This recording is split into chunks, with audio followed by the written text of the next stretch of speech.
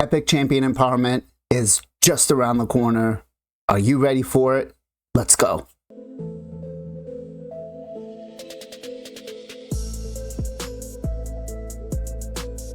What's up, guys? Blazin here. Welcome back to the channel. And hey, I'm just gonna get into it, guys. We got Epic Champion Empowerment coming this week. I'm so stoked beyond belief, just because I thought this was going to take out months to roll out, but the fact that they're bringing it out so early is phenomenal. So on their Twitter, right, you'll see these coming up, and we're going to be able to actually +4 guys. I'm shocked beyond belief. I thought it was going to be like +2, +3, but +4. Now, we don't have what the stats are going to be, but if I was a betting guy, I would say somewhere around the 5 to 8% per empowerment, right?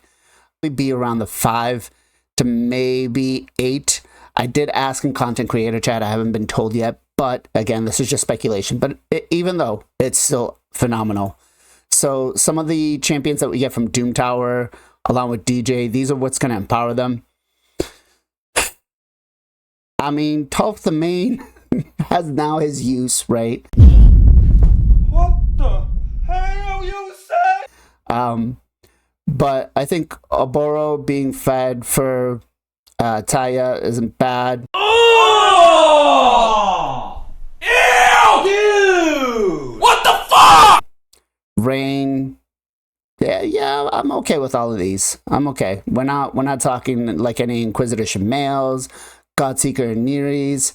I mean, Oboro is strong, but nothing too crazy here, right? So I could definitely see myself empowering all of these up.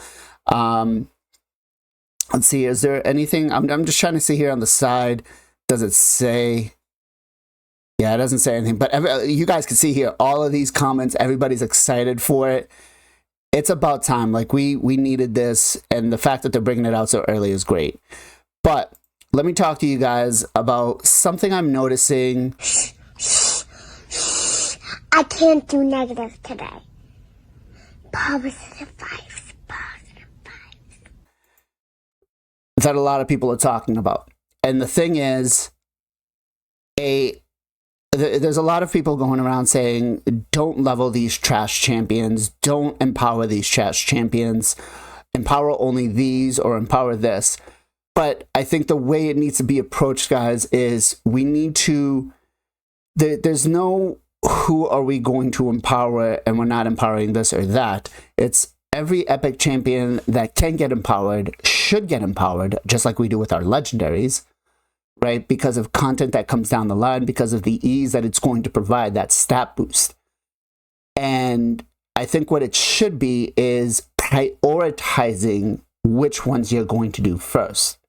And what I mean by that is coming into your faction guardians. Now, we are on my, $10 whale account. I don't have a lot of faction guardians. I think the only one I have is a dupe Genbo, right? Genbo would definitely be one of the ones that as soon as I can empower him, I would do so. But if I have my faction guardians full, which is going to be the first thing I do, no matter what, there's no epic champions that are getting empowered until my faction guardians are full for that faction. And then I would look at it and say, okay, well, if this was all full, if I had a Oboro here, or if I had 2 of the Gembos and then I pulled an extra one of like an Oboro, and she allowed me to basically take out these 2 Gembos and make him a +3 or a +2, that's how I would approach it, right? So basically, just make sure that you're utilizing all the epic champions. Don't just, no matter what the champion is, they're going to get a significant stat boost, even if it's at 5% per 4, that's 20% stat boost, right? Which for an epic champion could be pretty solid, depending on what it is. 20% HP, 20% defense, 20% attack, right? That's like half a 5-star boot, or, and then if we get like speed, if we get like, I don't know, let's say 8, that's a full glyph, right? 20 accuracy, 25 accuracy, 25, 30 resistance, whatever it might be. We don't know, but I do feel like, guys, it's not going to be, oh, don't empower this guy, it's trash. No, it's empower everything, because even at a 5-star champion, you could still use them in progression, right? So, and here's what I'm going to do as a quick example. I want to actually touch up on Toph the Main, because he's been for the longest time just a trash champion, right? Everybody makes fun of him. He doesn't do much. It's a ridiculous champion. But now we've realized that his A1, right, doesn't cause a weak hit. It's not critical. So it's never going to be a problem for you on Phantom Shogun. He can actually solo Phantom Shogun for you. Now, imagine Toph the Main at a +4 trying to climb up through Phantom Shogun, which is, I'm going to be doing a video on him soon on the main account. But being able to +4 him, even if it's just to level up to the stage, or to get up to stage 25, is going to be pretty significant, guys, right? We know that a lot of this stuff is challenging and tough, and they're giving us, little small things here and there to make it easier for us, such as the Great Halls and stuff. But you don't want to just feed every champion as a chicken. Make sure your empowerment is taking priority. Because now that 20% that you would get from this, especially because the build is going to require, let's say, regen and immortal, and the stats are going to be pretty ridiculous, having him empowered is just going to make it that much easier.